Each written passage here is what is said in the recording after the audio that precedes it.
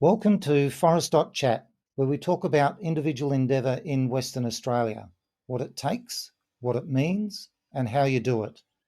I'm your host, Paul Vandermeer, and in today's episode, we're talking with Theo Grant about riding in the Under-17 National Cycling Championships. Theo has been cycling since 2021 and got into cycling competitively about midway through 2022. And now, as a 16-year-old, has had the opportunity to ride in the Under-17 National Cycling Championships. Welcome to Forest Chat, Theo. Thanks for having me, Paul. It's good to be able to get on here and talk about my experiences. It's been very interesting to hear about your attempt at the Under-17 Cycling Championships. Talking about cycling championships, what on earth is the Under-17 National Cycling Championship? In cycling, like many sports, in the junior categories, it's broken up into age groups. In cycling, I joined as an under 15, and it goes under 15, under 17, and under 19. They're the junior ranks where kids can get into the sport and start experiencing the competitiveness of it and see whether or not they like it. So each state in Australia has a state championship in each discipline. This is so young riders can race against people in their age group, and the states can figure out who is the most talented in each state. And if you're good enough, you can go to the nationals, which is against all the kids in Australia who enter. So it's pretty much the top of junior cycling in Australia. Clearly, you have to qualify in some way.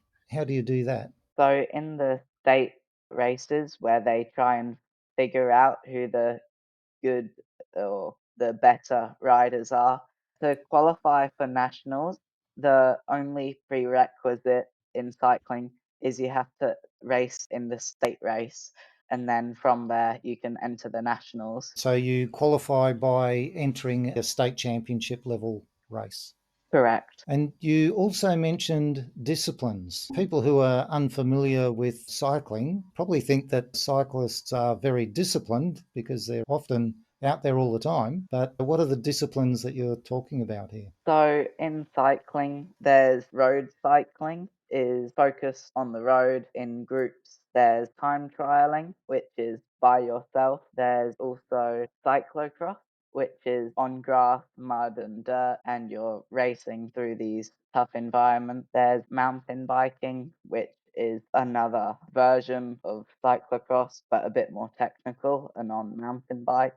Then you've got track racing, which is what's in the Olympics. It's in a thing called the velodrome, which is the big circle with banked balls that they ride around. So within cycling, there's multiple types of cycling. Does sound like that. And which ones do you actually get involved with? I used to do BMX, which was like jumps and going around the track, but now I mainly focus on just road cycling. So road cycling, and does that include the time trial? Aspects of it, yes. It's not the main focus, but at nationals, as I'll get into it, there is a time trial, and it's kind of like the Formula One of cycling because the gear's really expensive. So if you don't have the most amount of money, it's very hard to make an impact in that discipline. We're recording this on a Saturday, and tomorrow the Ironman race is happening down at Busselton. And there were quite a number of bikes going up and down the road today. And there's clearly a big difference between a normal road bike and a time trial bike. You can see it and hear it as they go by. The road bikes, there's a lot of heavy breathing, but the time trial bikes, it's just a whoosh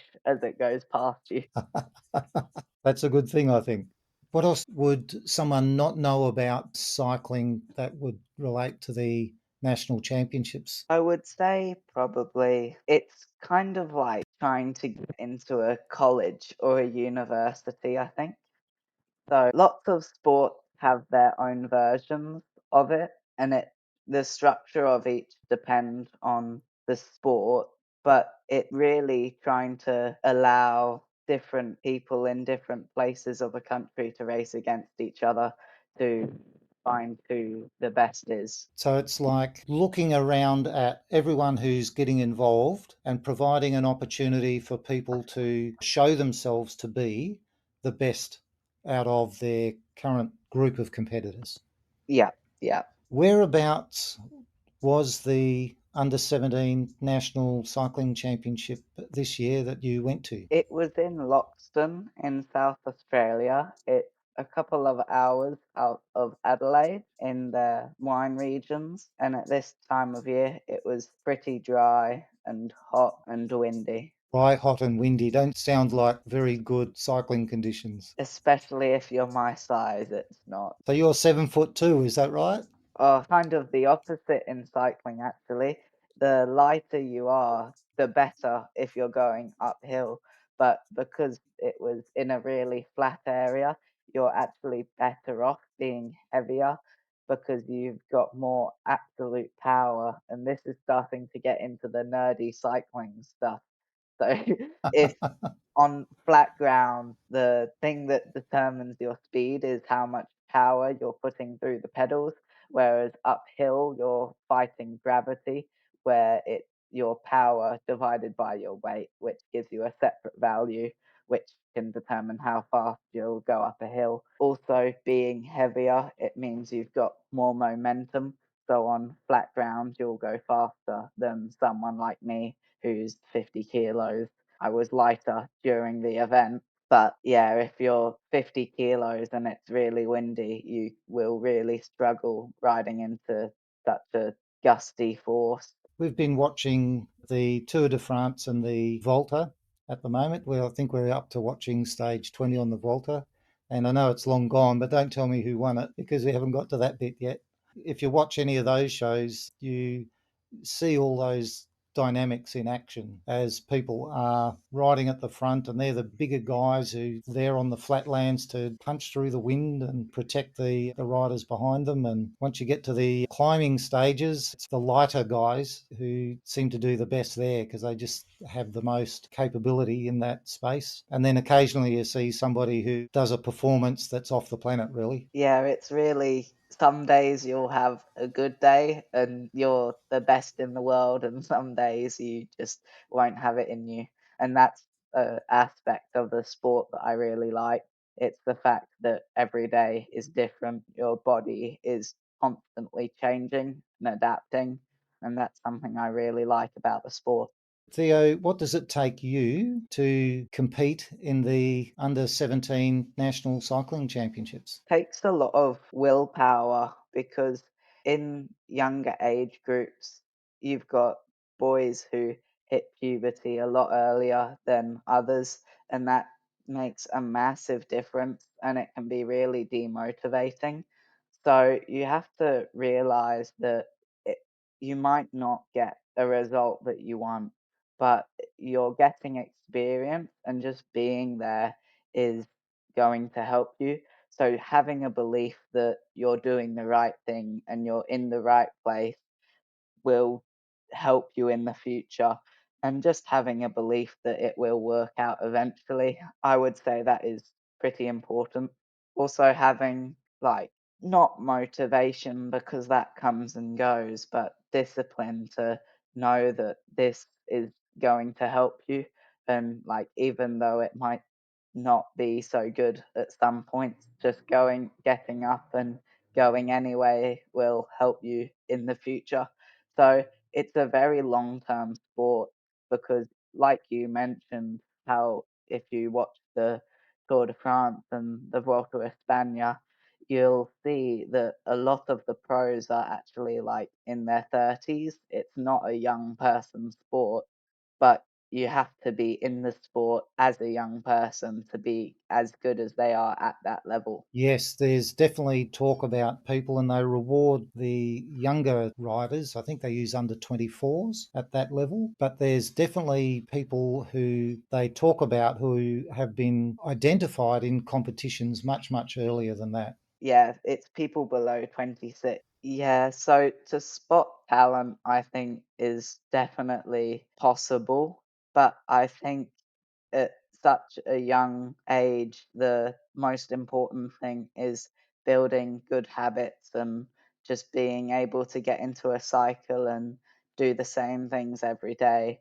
Not necessarily the results, but just having the ability to do the same things every day consistently. And by the same things, do you mean your training load or do you mean something more than that? Yeah, it can be training load, it could be the places you're riding, it could be the food you're eating.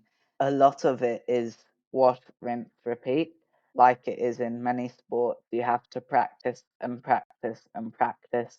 So I feel like just having the knowledge that in the end it will work out, it really helps you. So looking through the what feels like hard times sometimes, and you mentioned earlier, it can also feel like you're on top of the world. What does a procedural approach to cycling look like? There's lots of different sessions to train for different aspects of the sport.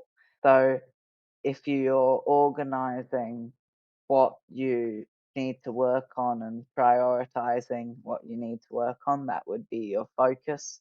So you can kind of filter through what do you think you can do better on, what are you already good at, so you can work on that as well. So kind of just acknowledging your like goods and your bads so you can figure out how to get better. And then going out and putting into place those particular things you need to work on. So, particular drills or training session types, I guess. Yeah, so I got feedback. I went to Novo Nordisk Talent ID Camp. They're a diabetic professional cycling team. In July, I went over and they were like watching us ride and looking at how we fare in a competitive environment. And the feedback I got from them was to work on my technical skills on the bike. So my cornering and descending, riding in a group, things that come with time. But when I got back, I started looking what can I do better? What group rides can I join to influence my skills and make me a better rider? I went out looking for more complicated descent to challenge myself within the reasons of my skill and just looking for like ways you can improve based off your knowledge of what you're not so good at. So, working on your weaknesses to improve those, and by doing that, becoming a stronger overall rider. Yeah, yeah. What about the actual trip over? What did that require? I was 15 when I went over, so we first had to deal with the airlines and where I would stay when I got over there. So that was a bit of a learning experience, just learning how to manage your flights and your bookings and stuff. But when I got there, I stayed with a host family who said that yes, we'll look after him for a couple of days so he gets used to being in a different country. So they showed me around Pisa where we were staying, did all the touristy things with the tower and took photos and got to do a lot of sightseeing out in the country. And then we joined the team south of Pisa and we did a couple days of training rides and it was very, very hot over there and humid. I'm not good at dealing with the heat. So it was a bit of a struggle, but I learned a lot. And on the last day, I actually ended up crashing on a descent. We don't have many descents in Perth, so I was still getting used to it. It wasn't a bad crash, but it was still a bit demotivating. It certainly doesn't like paint a great picture, but I'm glad that I learned from it and knew what I could work on to improve. So, that was your trip over to the training camp in Italy that you did. Yeah. And what about your trip over to South Australia for the championships? So we drove over to Loxton, and that meant driving across the Nullarbor. So in my lead up to the race, I was actually still doing training rides across the Nullarbor. So I would leave early in the morning and go out a couple of hours before my parents, and they would catch me on the road 3 hours later. So I would go and do my efforts and keep training. So once we got across to South Australia, I started my tapering for the event. So that meant shorter rides at a lower intensities than I was doing before.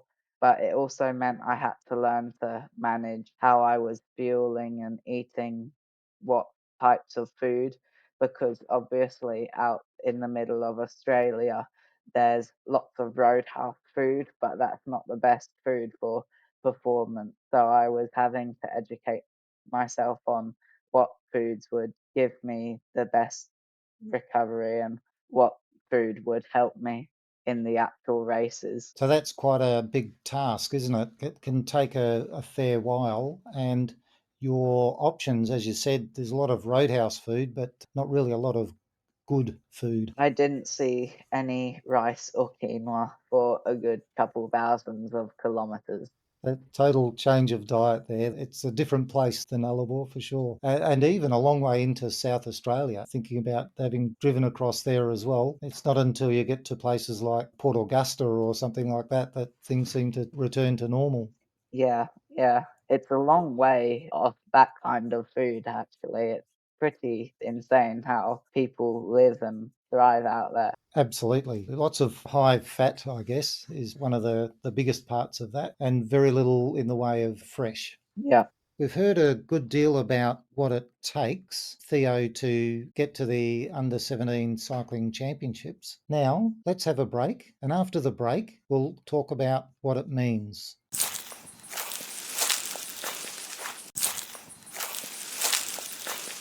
We've had a look at what it takes. Now, let's have a look at what it means. Theo, what does it mean for you, your family, or the community that you are able to compete in the under 17 Australian National Cycling Championships? To me, it means that I'm doing the right thing to get to this level of racing, to just be able to go and do my best, really. It makes me happy to think that the work that I'm doing is paying off and I'm starting to get to places. It also makes my parents proud to see that what I'm doing that I enjoy doing is starting to take us out of WA, and it makes them proud to see me enjoying doing something I love.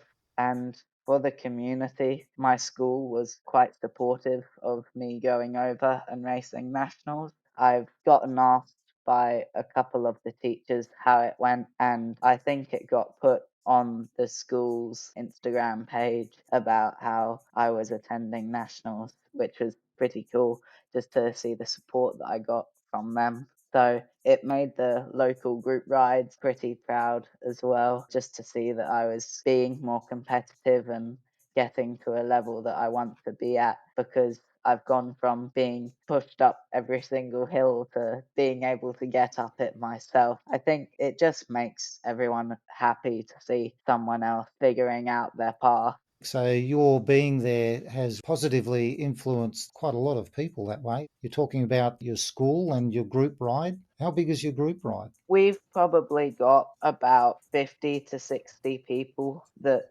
show up throughout the week on different rides. The weekend rides are by far the biggest because they start at a more reasonable time. But just to see everyone and show my face and let people know who I am and meet new people and just make friends, really. It's great fun to go out and talk with friends, though. It's a good way to get to know people cycling along in a group. Yeah, it makes the 3 hours that you are riding a bike a lot less boring, I would say, because I have been asked by kids at school, how do you do it? How do you not get bored? And honestly, I don't really know. The time, it doesn't feel like 3 hours when you're out there. So I think just having the right people and having friends out there make the time go by a lot faster. And what are the ages of the people? It must be all sorts, is there? Yeah, so we've got a rider in our group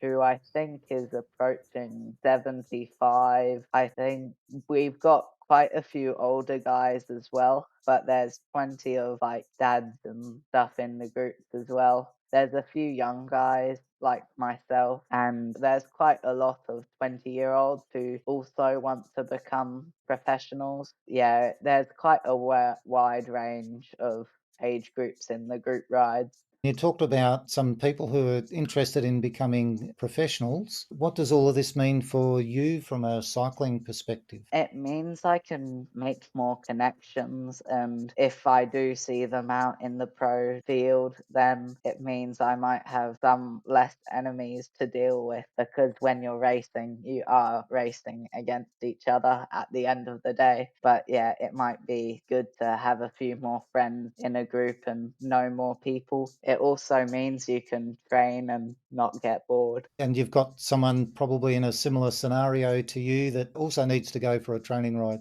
Yep, yep. It's definitely very common to have multiple people doing the same thing every day. Coming back to going over to the Nationals in South Australia, what did that mean for your family? Really, I think it made them happy to see that I was doing what I loved and I was enjoying it. I think there's a lot of kids out there at the moment who don't really do much on the weekends and go away and compete. But yeah, to make my parents happy that I'm enjoying what I'm doing means quite a lot to me, because at the end of the day, they do a lot for me. So just to let them know that I appreciate it, really. And they were your support crew the whole way. Yeah, they were standing on the side of the road cheering me on. And it was just great to have the support, because lots of other kids' parents were out there cheering them along. I got to meet a friend who I knew over the platforms with, which is a virtual cycling platform. We met each other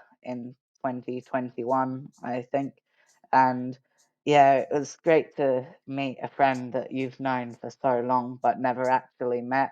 But it was really good to meet up with him and catch up and just ride with each other. And it's quite a surreal experience to know someone for so long, yet you've never met them. That's one of the beauties of things like Zwift, where you can get to know people, although it's in a distance arrangement, until you actually get to see them. That's a good thing. Yeah, it's quite surreal, actually, just being able to know someone for so long and then finally meet them. So we've had a talk about what it means, and there's a lot that comes into play, and a lot of people that are positively influenced by Theo going to the under 17 national championships. We'll have a break now, and after the break, we'll have a look at how you do it.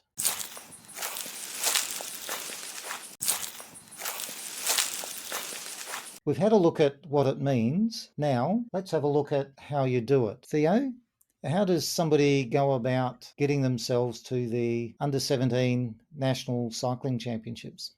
I think for starters, you have to want to do it, because it does take a long time. And if you don't want to do it, then it won't be very fun. So I think step number one, enjoying riding your bike. And over time, you'll probably get to that kind of level where you get interested to race and you start researching how to get better yourself, because that's certainly how I got into training, really. Is I started looking around on the internet, looking like, how can I get faster, how can I get better at this, because all you need is a bike and a helmet and you can get like really quick. So to start with actually coaching, I would say that online coaches is a pretty good start. If you can't find one in your area, I personally go to Exercise Institute in Subiaco, who are main sponsors of the Cycling Development Foundation, which is the team I'm a part of. I think if you can get yourself into that kind of network with that support from those people, it can make your journey a lot easier. A bike and a helmet, and then finding some people who can guide you. What about clubs? Like, you talk about your group, but is that's the group of people who go for a ride together, is that correct? Yeah, so it's been around for a long time. 31 years our group rides existed for. Yeah, if you have like group rides in your area, there'll definitely be some pages or people that you can reach out to. If not, then like we said earlier, Zwift is a great way to connect with people. Yeah, I think there's plenty of options to get to know people through the sport. You just have to look at your options and figure out where the most people are. And then go to them because they won't know about you. You have to take that step. Yep, they won't reach out, but all the club rides that I've joined have been incredibly welcoming. So if you rock up one morning, say you're new, you'll be met with a bunch of smiles. So everyone really is just happy to see you out there. That's really great to hear. And do you need any licensing or club registration or something like that to get into the competitions? If you're going to race, then yes, you do. You have to get an Oz cycling license in Australia. They kind of set the rule regulations for cycling. They've got the rule book for the disciplines and stuff. So if you're in a different country, it will be something similar. But yeah, in Australia, Oz Cycling, who runs the cycling event, and they're the ones that you have to get a license from because all of the races are run by communities. Most of them make no profit. They barely just cover the cost for the volunteers and the hiring of the roads. The only licenses you need really are if you're going to start racing, but they're quite easy to get a hold of. You can look it up, and there might be a couple questions on when you last got a driving license or something like that, and then you can just get your license, which is kind of proof that you've got insurance. I think is the main reason, because they can't be liable if you get hurt, because it's a sport where people unfortunately do get hurt. So It's pretty simple by the sound of things. Before we go, what's your next big target? my next goal now is, now that I'm an under 19, the nationals next year are in Perth in January, and it's really cool to be racing on home roads. I've got a group of friends from my school who are going out to watch and see what I do. There's a couple teachers that I know who are going to watch it, and it's really nice to know that in a race that's in your hometown, which I think it's the first time that Perth ever held nationals, because it's always over east. It's never over here. So to have it now to me is really special, because it's my first year as an under 19 next year.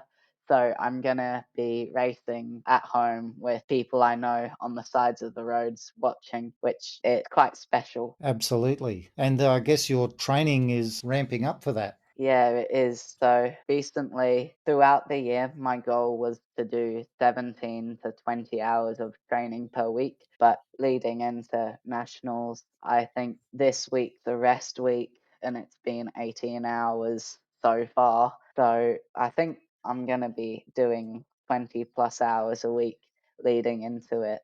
But yeah, I mean, it's worth the time to do well. So That's the effort that it takes. if you're really, really, really desperate, yes. Well done. Well, thank you very much for being a guest on Forest.chat, Theo. It's been great to have you here. And all Forest.chat listeners wish you all the best in your future endeavours and the best of luck for the National Championships in January. Thank you. Thanks for having me, Paul. It's been great to chat to you. You've been listening to Forest.chat, where we talk about individual endeavour in Western Australia, what it takes, what it means, and how you do it. I'm your host, Paul Vandermeer, and in today's episode, we've been talking with Theo Grant about the Under 17 National Cycling Championships. Remember, there are 4 ways to get involved with Forest.chat. Share the domain Forest.chat with your family and friends and people you meet. You get advance notice when you sign up for the emails. Listen to the episodes at forest.chat/episodes. If you do something that other people might find interesting, book an interview at forest.chat/interview. If you want to support a local business, go to forest.chat/advert. I'm looking forward to joining you with our next guest. Until then, enjoy making it happen.